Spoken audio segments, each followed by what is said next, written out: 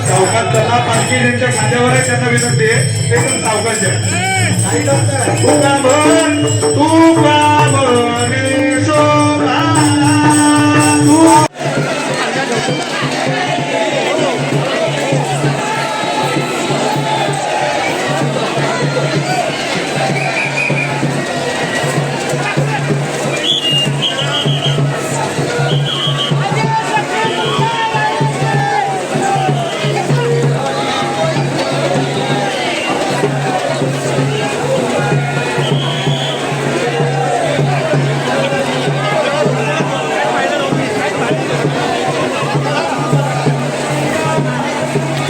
तू प्रस्थान होत आहे आणि या ठिकाणी नामदार एकनाथ शिंदे साहेबांनी यांच्या आईच्या नावाने या ठिकाणी मागच्या वेळेस कबूल केलं होतं की चांदीच्या पालखीमध्ये ही मुक्ताईची पालखी जाईल. तिचं लोकार्पण सुद्धा आज या ठिकाणी होतं आहे. त्यामुळे या कार्यक्रमाला आम्ही तिघं मंत्री महोदय आमदार महोदय या ठिकाणी आलेले आहेत. आणि योगायोग असा आहे की आज मुक्ताईला येत असताना सरकारला शेतकऱ्यांना ज्या गोष्टीची गरज होती ते म्हणजे पाणी. या पावसाची सुरुवातसुद्धा जळगाव जिल्ह्यामध्ये दमदार झालेली आहे. ही मुक्ताईचीच कृपा आहे. म्हणजे परमेश्वराशिवाय कुठल्याच गोष्टी यशस्वी होऊ शकत नाही आणि ते परमेश्वराने आज हा दिलासा आम्हाला दिलेला आहे.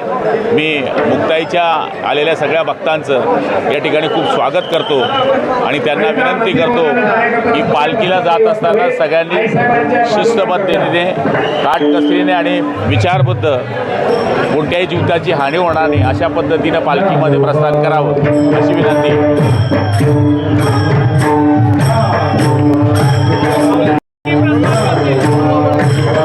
आदिशक्ती संत मुक्ताईच्या पालखीचा प्रस्तार आता होतोय. पहिल्यांदाच राज्यामध्ये हा मान आम्हाला मिळतोय. आमची पालखीची सुरुवात आज या ठिकाणी झालेली आहे. त्यासाठी गुलाबभाऊ असतील, संजीव सावकर आहेत, आमदार चंद्रकांत पाटील आहेत. आम्ही सगळे या ठिकाणी आलेलो आहोत. मी सगळ्यांना मनापासून खूप शुभेच्छा देतो. पण यात आनंदाची गोष्ट हीच आहे की या ठिकाणी आज पावसाला सुरुवात झालेली आहे. त्यामुळे सगळा वारकरी वर्ग जो आहे हा तिथे सुखावलेला आहे. थोड्याच वेळात पालखीचं प्रस्थान इथून होईल आणि ज्यावेळेला आषाढीला पालखी त्या ठिकाणी पोहोचेल त्यावेळेला आम्ही सगळेजण त्या ठिकाणी राहणार आहोत. त्याच्यामुळे सगळ्यांना मनापासून खूप शुभेच्छा. पालखी मार्गावर सगळ्या सोयी सुविधा या सरकारने या ठिकाणी दिलेल्या आहेत, शासनाने दिल्या आहेत.